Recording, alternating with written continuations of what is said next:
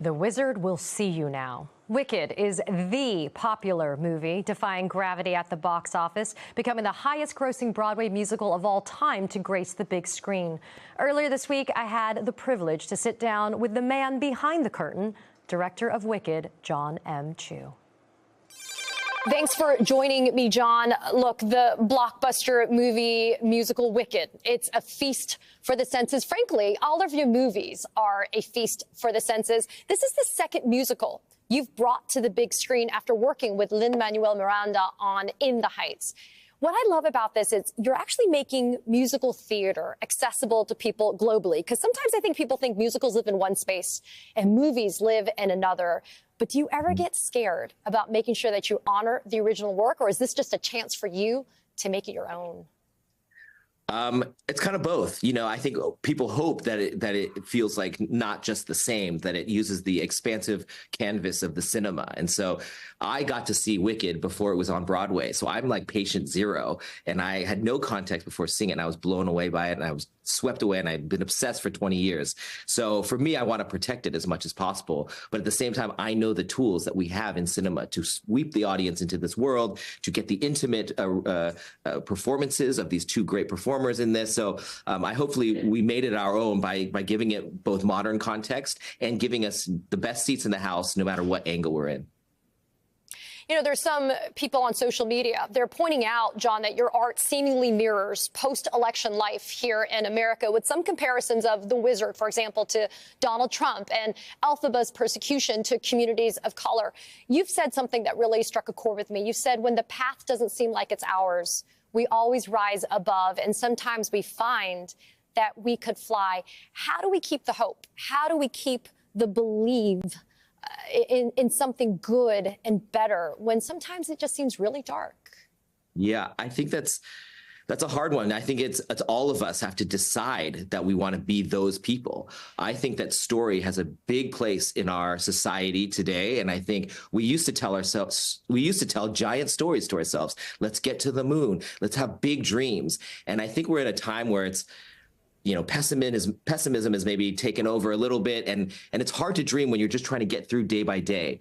But I hope that we, like Elphaba, can dream bigger and dream of a place that is bigger and better than the places that we've been, and that by seeing each other, by doing the uncomfortable thing of listening to each other and seeing eye to eye, that maybe there's a path forward. And I think stories can help set the horizon line for people. It won't fix it, but it can set the horizon line for people to see something and see the light and maybe guide them towards that.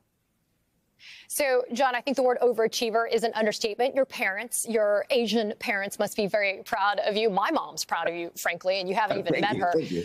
So not only have you released Wicked, the movie, but just a few months ago, you published an incredible memoir called Viewfinder, a memoir of seeing and being seen. First of all, I don't know how you did it, all of it, but I do want to ask you, how does it feel to not be the stereotype when it comes to being a first-generation Chinese American? You've chased your dream.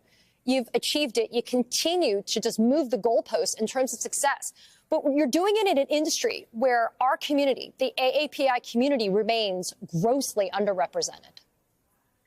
One, I want to say, I think it's okay to be the stereotype. I don't think there's anything wrong with that. I just think that my path was different, and in a weird way, it by my parents giving me the freedom to find my own path.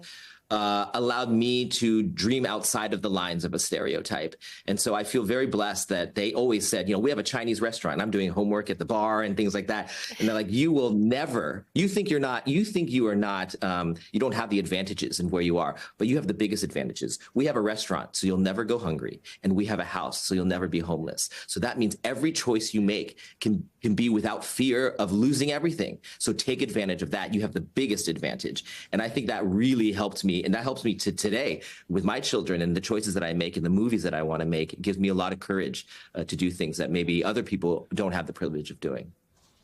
Well, you also directed Crazy Rich Asians, which is a huge favorite of mine. By the way, you'll have to break some news and let us know when the second one comes out. But back on topic, John, you're carrying the banner for so many of us in the AAPI community. You're helping to increase our visibility, but it's just the tip of the iceberg.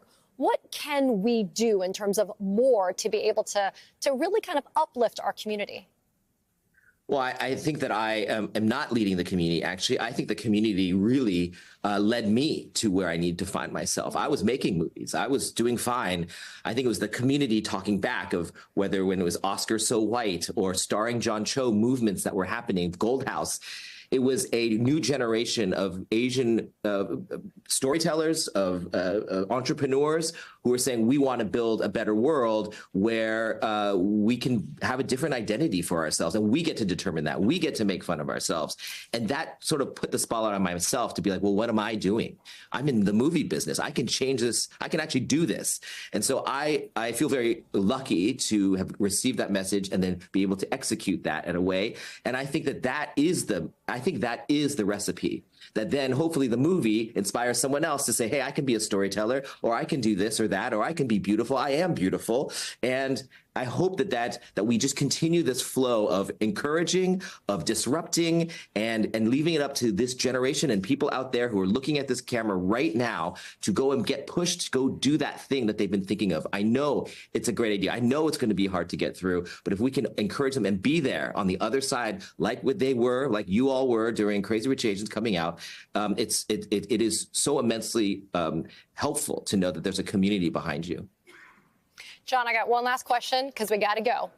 And it's a yes or no answer from you. And you'll have to come back to elaborate. Step Up 2, your first major directorial debut, that final dance scene.